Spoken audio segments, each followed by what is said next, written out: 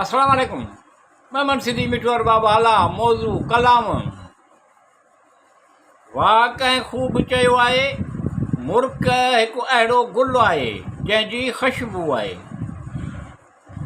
नफ़रत खे ख़तमु कंदी आहे, मोहबत खे जनमु ॾींदी आहे।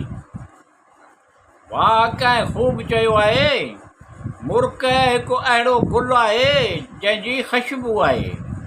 नफ़रत खे ख़तमु कंदी आहे, मोहबत खे जनमु ॾींदी आहे। जेको मूंसां मुंसलिक हुयूं कहाणियूं कुझु ॿियूं हुयूं, जेके मूंसां मुंसलिक हुयूं कहाणियूं कुझु ॿियूं हुयूं। जेको दिलि सां पेश आयो आहे, इहो दास्तान ॿियो आहे।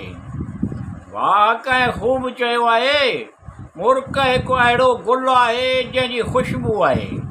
नफ़रत खे ख़तमु कंदी आहे, मोहबत खे जनमु ॾींदी आहे।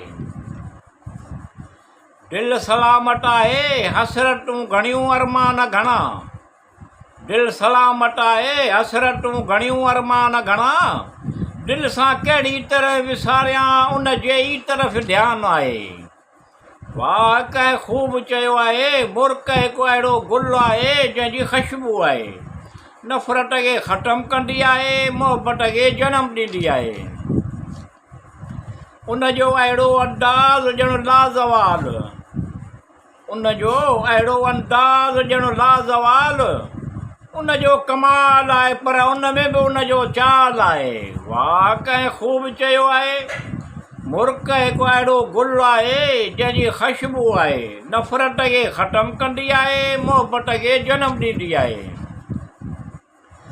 ॾुख तक़रीबन लागू आहिनि, फ़र्क़ु एतिरो आहे कंहिंखे लिकाइण जो हुनुरु कोन थो अचे। ॾुख तक़रीबन लागू आहिनि, फ़र्क़ु एतिरो आहे कंहिंखे लिकाइण जो हुनुरु कोन थो अचे। केरु मुस्कुराइण जे सहारे सां तक़रीबन सभु लिकाए छॾींदो आहे। वाह कंहिं ख़ूब चयो आहे, मुर्क हिकु अहिड़ो गुल आहे जंहिंजी ख़ुशबू आहे। नफ़रत खे ख़तमु कंदी आहे, मोहबत खे जनमु ॾींदी आहे। दर्द बर्दाश्त करणु, माज़ीअ खे विसारण में पाण खे।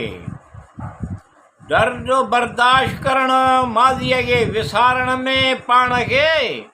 संभालण में तक़रीबन उमिरि गुज़री वेंदी आहे।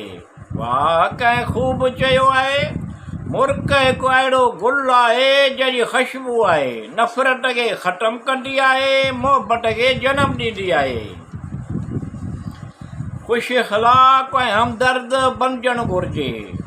तो जेको सोचियो चाहियो, ख़ुशि रहो हमेशह। ख़ुशि अख़लाक़ ऐं हमदर्द बणिजणु घुरिजे। तो जेको सोचियो चाहियो, ख़ुशि रहो हमेशह। अल्लाह रब्बुल आलमीन करीम इहो सभु कुझु अता करे, उन खां बि घणो अता करे।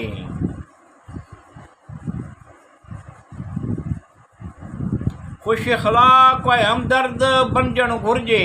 तो जेको सोचियो चाहियो, ख़ुशि रहो हमेशह। अल्लाह रब्बुल आलमीन करीम इहो सभु कुझु अता करे, उन खां बि घणो अता करे। अल्लाह वल राहिमीन वल रहीम, रहम करम करे। अल्लाह रहमान वल रहीम आहे। वाह कंहिं ख़ूब चयो आहे, मुर्क हिकु अहिड़ो गुल आहे जंहिंजी ख़ुशबू आहे। नफ़रत खे ख़तमु कंदी आहे, मोहबत खे जनमु ॾींदी आहे।